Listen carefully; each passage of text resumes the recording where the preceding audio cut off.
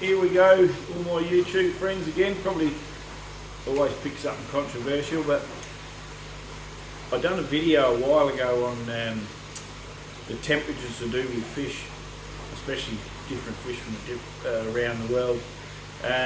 But I tend to only relate to what I keep, because I can't tell you about cichlids and stuff like that because I don't keep them.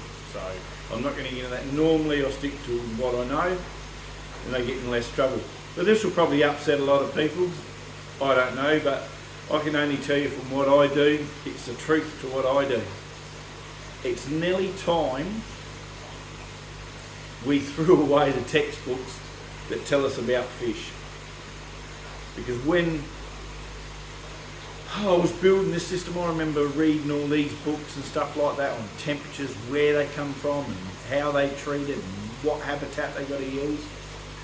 And then it's not till the realisation that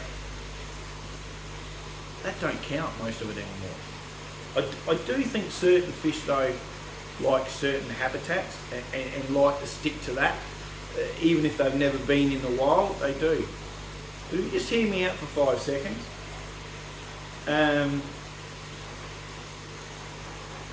Now, the fish that we get and we buy from stores, from local people, and just pick in South Australia here.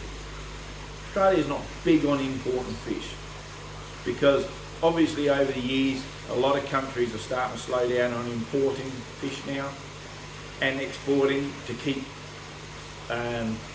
their own fish and estuaries and waterways in good condition, because we get a lot of invasive fish, especially strong stuff like swordtails, gambusia, and your guppies all up in Queensland in the waterways. Now, the fish that have been in Australia for a long time, or in America or Europe or wherever, you got to remember they have never ever seen their own habitat. Never ever. They've never experienced South America, dry spells, big floods, rain, spurring them on for breeding. They've never ever experienced that. Their parents, now you can imagine that some of these fish, especially live bearers, that breed pretty quick. So their parents, their parents, their parents' parents, and so on, have never actually experienced it. I heard one YouTuber recently mention about buying fish locally and what conditions. Instead of looking at a textbook, if you buy fish from me, say, what parameters do you keep them at? What's the temperature you keep them at? Because if you buy them from me, or whoever, and you do the same, and that person has success, fair chance those fish are going to live. You import fish or get them from hundreds and hundreds of miles away from yourself and sent to you, and sometimes wonder why they die, because they're just not used to your conditions. So I've got a lot of fish here that like cold water.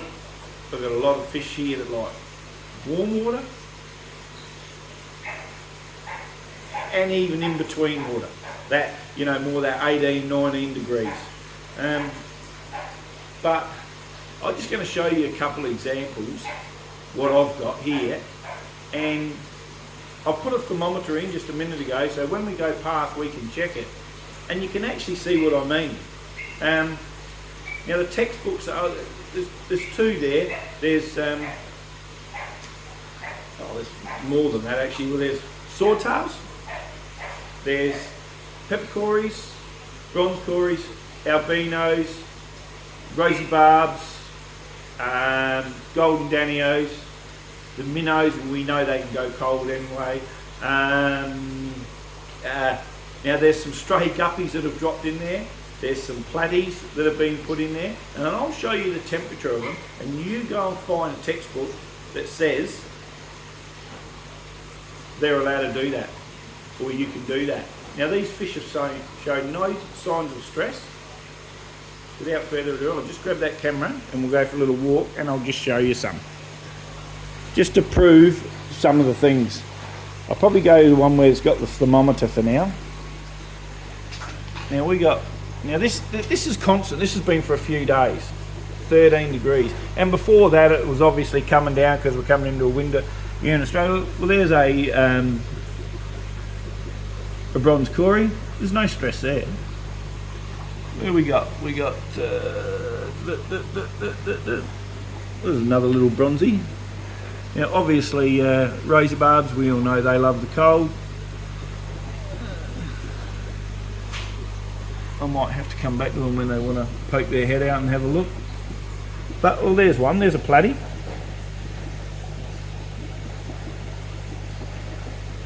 No worries. No stress there. And even though it's not... Oh, there you go. There's a female guppy. Look at that. I can't see no stress there. Now, she's just dropped down from a tank. I don't even know how she got in there. Must have been on a net a couple of months ago. And she's been in there. There's no stress there.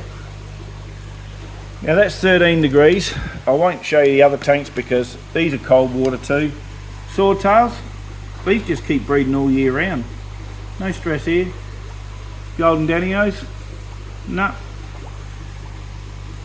And the peppers, they're fine. They zip around, dig around in the substrate. Have a look at them, they're fine. Obviously, stuff that need heaters are under heaters. I'm not cruel to fish, even though I'd like to not have to have any heaters. Alright? But we got swordtails, we got koi, then we got the gold white clouds, we've got albinos down here, loads of shrimp. Loads of shrimp without heaters. I won't go through that again, but you can imagine this water temperature is just the same. These are all shrimp tanks that just hold shrimp for sale. All my shrimp in here. I don't care if they're Caridina, near Caridina. No heaters.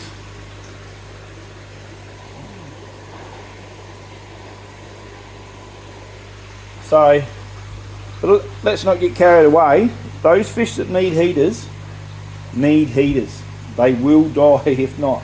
Especially like your angelfish. That's why I don't get into discus and that, because they like a pretty warm temperature. I'm not going to talk about them, could never had them and I don't know much about them, but pretty sure they do. But yeah, so that's just one thing. But geez, he looks really good. Look at him up like that. Or her, with her tail. That's a bloody good look, that, like that. It's unusual to see her like that. But yeah, so I also heard one YouTuber recently say about when you get a lot of fish in, buy them in, breed them. Once you successfully breed them, keep that lot of fish, sell the ones that you've bred, because in turn, then those ones that have been bred in your system will go so much better. Alright, so I hope this helped a few people out. It's probably upset a few people, but we will see you next time. So this is Jeff from Goldfish with Ghost Aquariums. Remember to subscribe, please comment. I love the discussion on this, and yeah, hit that notification bell and we'll see you next week.